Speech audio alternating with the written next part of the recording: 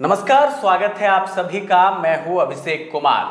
आज से लगभग 4 साल पहले हमने आपको दिखाया था बेलहर प्रखंड के बेलडीहा पंचायत को, जिसे सुरेकाना बेलडीहा के नाम से जाना जाता है।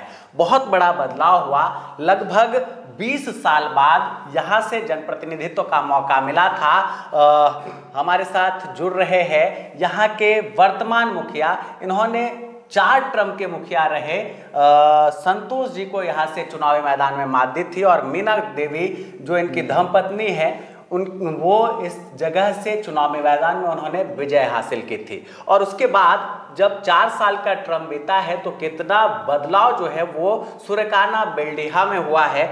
आज हम खुद रूबरू हो रहे हैं और मुखिया जी से जान रहे हैं, मुखिया प्रतिनिधि जी से जानने की कोशिश है हमारी कि आखिर ये कितना मानते हैं, कितना संतुष्ट हो पाए हैं बेलडीहा पंचायत के विकास को लेकर। जी बहुत बहुत नमस्कार आपका। नमस्कार। अनुज जी, आप क्या मानते हैं, कितना बदल पाए आप सुरेकाना बेलडीहा को? देखिए, मेरा प्रयास तो जब मैं आया था पहले भी आपको बताया था स्टार्टिंग में कि हम लोग जो जुड़ रहे हैं जनता से, तो बस एक ही ध्येय है कि जनता जो जागरूक नहीं है, लगातार 20 साल से जो चुनाव में लड़े और जीते आए, हमारे बड़े भाई संतोष सिंह जी थे, उनकी धर्मपत्नी जी रही मीनू सिंह जी, लेकिन उनका जो रवैया रहा वो 2 टर्म तो ठीक था, उसके बाद वो क्रूर पद्धति में आ गए। वो एकाधिकार एकल स्वामित्व की तरह इस पंचायत पे राज करने लगे। जनता को किसी भी चीज़ का, किसी भी परियोजना का जो जनहित में है वो सीधा लाभ उनको नहीं मिल रहा था। घुमा फिरा के जो उनके लोग थे, जो उनका ज़्यादा से ज़्यादा चमचाई करते थे, सीधे लफ्ज़ों में बोलिए, उन्हीं को उसका लाभ मिल पा रहा था। तो हम आए, हमने चुनाव जनता का आशीर्वाद लेकर लड़े, चुनाव जीत गए उनके आशीर्वाद से। इस 4 साल में मैंने बहुत से कार्य करने का प्रयास किया। आप जिस पंचायत भवन में बैठे हैं, इस पंचायत भवन में 20 साल से कोई भी जनता, अभी आपके सामने और भी लोग हैं, उनको पूछिएगा, इस रूम में कोई भी ना जनप्रतिनिधि आ पाया था, ना ही कोई जनता, क्योंकि इस पंचायत का स्थिति जर्जर था। हर पंचवर्षीय में यहाँ का योजना का लाभ वो अपने आप कागज़ पे होता था, उनको उसका फ़ायदा मिलता था, लेकिन ऑन ग्राउंड कोई इसका फ़ायदा नहीं मिला था। लेकिन आज आप इस पंचायत की स्थिति देख रहे होंगे। इसी तरह बहुत सारे ऐसे योजना था, जैसे खेल मैदान का निर्माण हुआ, उस पर रोक लगाया गया, उस पर केस करवा दिया गया। पंचायत में हमने पुस्तकालय भवन देने का वादा किया था, हमने कराया भी, लेकिन वहाँ पे भी केस वेस करा के उस योजना को रुकवा दिया गया है। उसके बावजूद अभी पंचायत सरकार भवन का निर्माण हो रहा है, उसको भी उनके द्वारा केस करके उस योजना को रोकने का प्रयास किया गया है, लेकिन हम रुके नहीं, जनता हमारे साथ है।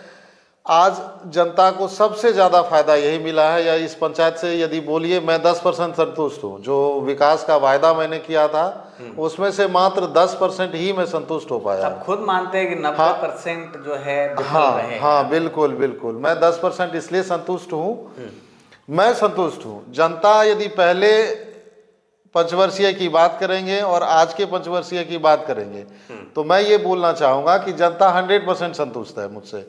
इसलिए क्योंकि जो पहले योजना था किसी को पता भी नहीं होता था। आज जैसे आवास योजना की बात करिए, मैं और जो मेरा आवास सहायक जो फोटो खींचने का काम, नाम जोड़ने का कर रहे हैं, वो घर घर जाकर पूछ कर, मैंने ग्राम सभा आयोजित किया, उसमें लोगों को बताया, अवेयर किया गया। उसके बाद घर घर जाके बिना 1 रुपया लिए सबका नाम निस्वार्थ भावना से जोड़ा गया। और मैं दावे के साथ बोल सकता हूं कि यही एक पंचायत है जहां पे बिना 1 रुपया लिए नाम जोड़ा गया है। तो जनता को उसका सीधा लाभ मिल रहा है। जनता अपने आप को बहुत फ्री महसूस कर रहा है। आज जनता मुखिया से सवाल कर पाता है कि मुखिया जी आप ये काम क्यों नहीं किए, ये काम क्यों नहीं हुआ है अभी तक, और यदि नहीं होगा तो इस बार हम आपको वोट नहीं देंगे। तो सबसे अनुज जी, जहाँ तक मेरा सवाल है, ये सारे काम तो चलिए आपने कराए, बहुत अच्छी बात है। चुनाव के समय आपने एक वादा किया था, सबसे बड़ा मुद्दा था प्रधानमंत्री आवास योजना को लेकर, और मुझे याद है कि गांव में घूमकर हमने घर दिखाए थे कि भाई जरूरतमंद लोग हैं ये, इन्हें घर मिलना चाहिए, लेकिन इनके बजाय जिनके पहले से छत के घर बने हैं उन्हें दे दिए जाते हैं। दरबारी प्रथा पे आपने बड़ा सवाल उठाया अभी, और आपने कहा कि वो दरबारी प्रथा बंद हो गई, अब पंचायत भवन में ही बैठकर सारे काम होते हैं। तो अच्छी बात है, और इसीलिए लोगों ने उम्मीद किया कि एक नए चेहरे को लाना चाहिए। अभी कितने नाम जोड़े गए हैं प्रधानमंत्री आवास योजना के लिए? आपके कार्यकाल में कितने लोगों के नाम आप जोड़ पाए हैं, सक्षम हुए? वही बोल रहा हूँ अभिषेक जी, जो जो घर मैंने आपको दिखाया था कि जो बहुत ही जरूरी है, तो संजोग बस, वैसे तो इससे पहले प्रधानमंत्री आवास योजना का कोई फायदा या कोई योजना ऐसा आया नहीं था, अभी 2 महीने पहले ही आया है। लेकिन उससे पहले एक बीच में मुख्यमंत्री आवास योजना करके एक योजना आया था। मैं आपको वही बताना चाहता हूँ कि वह 14 आवास का हमको प्रस्ताव मिला और जितने घर आपको दिखाए गए थे वो स्वजातीय भी थे, वो और भी जात के लोग थे। मैंने बिना मेहनत का, बिना मेरे पास आए, उनको उनका नाम जुड़वाकर उनको सीधा लाभ दिया। उनको पता भी नहीं था कि मेरा आवास योजना स्वीकृत कर लिया गया है। सिर्फ मैंने यही उनसे पूछा कि आप अभी घर बनाने की स्थिति में हैं, 3 महीने 4 महीने के अंदर घर निर्माण का कार्य पूरा कर पाएंगे? उन्होंने बोला यदि आपका सहयोग रहा तो हम बनाएंगे। और उन सभी भाइयों को, जितना जो एकदम से ज़रूरतमंद था, उन सबको मैंने घर का लाभ दिया, बिना किसी लोभ, बिना किसी लालच के। मैं खुद गया और उनको इसका लाभ दिया। और अभी जो प्रधानमंत्री आवास योजना का स्कीम चल रहा है, तो मैं वही बताना चाहता हूँ, मुझे लगता है कि गांव में ही नहीं, आप पूरे पंचायत में एक भी ऐसा ज़रूरतमंद घर नहीं है जिसका कि आवास योजना में नाम ना जोड़ा गया हो। यदि आप मीडिया से हैं, आपको पता है, आप एक भी घर निकाल दीजिए, या आप यदि निकाल पाएंगे बिना मेहनत का। मैंने सबका नाम जोड़ा, सबका जॉब कार्ड बनवाया गया और उनका नाम सीधे रूप से, उनका नाम जोड़ के उनको इस योजना का लाभ दिया गया है। बाकी तो प्रधानमंत्री जी के ऊपर हैं, वो इस योजना को कब लागू करते हैं, उसका लाभ कब मिलता है जनता को, अब ये वक्त ही बताएगा। बिल्कुल, देखिए ये अच्छी बात है। और ये इन्होंने सीधे तौर पर कहा कि मीडिया के लोग भी सुरकाना बेल्डिहा में आकर ये कोशिश कर सकते हैं, जान सकते हैं कि किन के नाम जोड़ने के प्रयास इन्होंने किए हैं और किनका छोड़ा है। ये कह रहे हैं जितने ज़रूरतमंद हैं उन सभी के नाम जोड़ने के लगभग ग्राम पंचायत सुरकाना बेल्डिहा के मुखिया जी के प्रयास से, जो मुखिया प्रतिनिधि है अनुज जी, उन्होंने शुरुआत की है। अब सवाल ये उठता है कि एक बड़े बदलाव की ओर हम लोग बढ़ रहे थे और बीच में कई परिस्थितियां ऐसी आई ग्राम प्रतिनिधियों के लिए, ग्राम पंचायत प्रतिनिधियों के लिए। कई जगह पर यह भी आवाज़ उठाई गई कि भाई जो प्रशासनिक व्यवस्था है वो कहीं ना कहीं मुखिया जी को अपनी जकड़ में लिए बैठा है। तो अनुज जी और जो अपने मुखिया हैं वो कितना प्रशासनिक अमले की जकड़ में है और किस तरह से उस व्यवस्था को बदलाव के लिए भी आप लोग आवाज़ उठा रहे हैं? देखिए, प्रशासनिक व्यवस्था की बात करेंगे तो बात आपकी सही है। वो एक प्रशासनिक सिस्टम जो अभी चला रहा है, ये तो मतलब आप नहीं बोलेंगे, मैं खुल के बोल देता हूँ। बहुत जगह जनता कह रही है और बहुत सारे प्रतिनिधि बोलते हैं, ऑफ कैमरा जरूर बोलते हैं कि भैया हर काम में कमीशन, हर काम में कमीशन। क्या वो यहाँ भी लागू है? मैं वही बोलना चाह रहा हूँ आपको कि आप क्या पूरे बिहार की जनता बोल रही है कि अभी जो व्यवस्था है, जो राज चल रहा है, वो सीधा CM to DM वाला सिस्टम है। तो प्रशासनिक व्यवस्था निश्चित रूप से यहाँ हावी है। और रही बात कमीशन की, तो मैं यही कहना चाहूँगा कि जब आप ईमानदारी से काम करेंगे, सही काम को आप ग्राउंड लेवल पे अंजाम देंगे, तो बहुत ज़्यादा कठिनाई आपको नहीं आता है। हाँ, उस व्यवस्था के सीधे लाभ से आपको वंचित भले ही रखा जाता है। जैसे मेरी बात लीजिए, हमको मुख्यमंत्री, माननीय मुख्यमंत्री जी का एक सीधा खेल मैदान जो महत्वाकांक्षी योजना है उसका लाभ मिला। हमने उसका खेल मैदान का निर्माण शुरू कराया। उसमें सीधे प्रशासनिक व्यवस्था से बोला गया कि इसमें कोई कमीशन व्यवस्था नहीं है, काम आप शुरू कराइए। लेकिन यहाँ पे प्रशासन का सपोर्ट नहीं मिला। हमने काम शुरू किया, झाड़ पात हटाया गया, उस पर यहाँ के ग्रामीणों और राजनीतिक जो प्रतिद्वंदी रहे हैं उनके द्वारा सीधा हम पे केस करवाया गया कि आप 1 करोड़ का लकड़ी काट के बेच दिए। वन विभाग से लेके सारे मतलब DM साहब से लेकर इसको पहुंचा दिया गया CM साहब तक। जांच हुई, जांच में पता चला उसका सिस्टम रहा, लेकिन वो निर्माण बंद हो गया। तो यहाँ पे प्रशासनिक का जो लूप होल है, सिस्टम है, उसमें थोड़ी कमी रहती है कि आपका भी सुनेगा, जो गलत आदमी है उनका भी सुनेगा। यही एक लूप होल है। यहाँ पे कमीशन सिस्टम पे काम होता है। आप यदि उस व्यवस्था को थोड़ा और मजबूत बनाते हैं तो आपका काम और जल्दी होता है। लेकिन हमको उसका ऐसा कोई दबाव मेरे ऊपर नहीं रहा है, ना ही ऐसा कुछ बात बोला गया, लेकिन निश्चित रूप से उसका फायदा होता है, असर भी है और फायदा भी फायदा है, असर है बिल्कुल। देखिए, एक और महत्वपूर्ण प्रश्न मैं आपसे पूछूंगा। ग्रामीण क्षेत्रों में खासकर एक ही योजना मुझे लगता है जो चल रही है ग्राम पंचायत स्तर पर, मनरेगा, जो मजदूरों को रोजगार देने का काम पंचायत में ही करती है।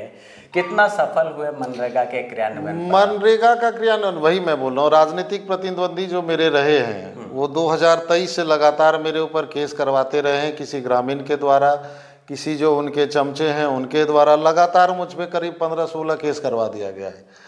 तो आपको पता है यदि इस तरह का सिस्टम होता है तो आप उस कार्य को उतना उस रूप में जितना फ़ायदा मिलना चाहिए पंचायत को उसमें नहीं ले जा सकते, क्योंकि मैंने पहले ही बताया कि प्रशासनिक सिस्टम थोड़ा वहाँ पे कमज़ोर पड़ता है। वहाँ पे दोनों की सुनता है, आपकी सुनेंगे, आपको अच्छा बोलेंगे, लेकिन जो वहाँ गलत लोग हैं उस तरीके का आवेदन या कोई भी कंप्लेन जाता है तो उस पर ज़्यादा ध्यान देते हैं। आपके जो प्रतिनिधि हैं अभी से सक्रिय हो गए हैं और लोगों में, पंचायत की जनता में ये मैसेज दे रहे हैं कि भाई मुखिया जी तो कई करोड़ों का गबन कर गए। हाँ ठीक है, कैसे, मतलब आप भरोसा कैसे जनता को दिलाइएगा कि क्या चीजें चल रही हैं? हाँ मैं वही बोल रहा हूँ, आप तो मीडिया हैं, आपसे कुछ छिपा हुआ नहीं है। जनता तो मान सकता है कई करोड़ों का गबन हो गया है, कुछ मान भी सकते हैं, कुछ लोग जानते हैं। मैं तो यही पूछना चाहता हूँ उस प्रतिद्वंदी भाई साहब से कि आप तो शिक्षित हैं, आपको भी मैं पूछना चाहता हूं, आप तो शिक्षित हैं, आप कितना काम हुआ है? ये तो आज तो सब नेटवर्किंग सिस्टम है, ऑनलाइन आता, आप काम देख लीजिए। यदि हम करोड़ों का गबन कर दिए तो करोड़ों का योजना तो आया होगा पंचायत में, आप देख सकते हैं, सब सीधा सीधा है। आज तो कोई भी योजना यहाँ छुपा हुआ नहीं रहता है। आप कितने रुपए का काम किए किस वर्ष में, सारा दिखता है। उस काम का जांच करवाइए, आप देखिए कि जो काम हुआ है वो 5 लाख का योजना है तो वो 25,000 में संपन्न करा दिया है मुखिया जी ने, वर्तमान मुखिया जी ने, या उस पर 5.5 लाख लगा। आप जांच करा लीजिए। मैं तो बोलता हूँ, मैं तो, मेरा कोई भी योजना होता है जब राजनीतिक प्रतिद्वंदी तत्पर रहता है, विरोधी बहुत ज़्यादा एक्टिव होता है, तो आपको पता ही है कि किस रूप से काम करा जाता है। चलिए आखिरी सवाल की ओर चलते हैं। अभी तक सारे सवालों का आपने शालीनता से जवाब दिया। बिहार में विधानसभा चुनाव काफ़ी करीब है और उसके बाद परीक्षा की घड़ी आप लोगों के लिए है, क्योंकि उसके कुछ ही दिन बाद आप लोगों का भी 26 में चुनाव होना है। विधानसभा चुनाव में क्या एंगल देखकर आप लोग चाहते हैं, क्योंकि ये बेल्डिहा विधानसभा में आपका पूरा क्षेत्र है, तो इस बार क्या मैसेज जनता को रहेगा, किस और मूव करे आपके पंचायत की जनता? देखिए, हमारा जो बेलहर पंचायत है मतलब विधानसभा है, बेलहर विधानसभा में करीब 5 प्रखंड वो आते हैं। फुली डूमर है, चानन है, बेलहर है और 3 ही है शायद, 3 है ना, 3 या 4 है। तो इसमें जो है, यहाँ पे ऐसा कोई रुझान या ऐसा कोई बड़े बदलाव की उम्मीद आज तक नहीं कर पाया, क्योंकि कोई भी प्रतिनिधि ऐसा नहीं आया है जो डायरेक्ट जनता से जुड़े जी। यहाँ पे जातीय समीकरण और पार्टी समीकरण के हिसाब से लगातार मैंने जो देखा है वो चुनाव चलता आया है। इस बार मैं करीब 4 साल से यहाँ हूँ, 5 साल से, तो हम देख पा रहे हैं कि यहाँ पे जनता उस लेवल तक जा ही नहीं पाता है कि विधायक जी से कुछ उम्मीद करें, विधायक जी हमारे बीच में आए, बिना कारण हमसे हाल चाल पूछें। ऐसा मुझे नहीं लगता ऐसा हो पाया है अभी तक, लेकिन अब जो जनता है जागरूक हुई है, वो उम्मीद करते हैं। अभी हमारे विधायक जी मनोज यादव जी हैं, उन्होंने कुछ अपना प्रयास किया है कि हम जनता के बीच जाकर कुछ बातचीत कर पाएँ, उनसे कुछ समझ पाएँ, बात हो पाया। लेकिन बेलहर प्रखंड का बेल्डिया ऐसा गांव रहा है, या पूरा बेल्डिया पंचायत की बात करिए, ऐसा पंचायत रहा है कि यहाँ पे किसी भी नेता का आकर यहाँ बात करना और समझना बड़ा मुश्किल हुआ। आज तक नहीं आ पाता है कोई लोग, कोई निमंत्रण में आए और अपना जिसके घर गए वहीं से निकल गए।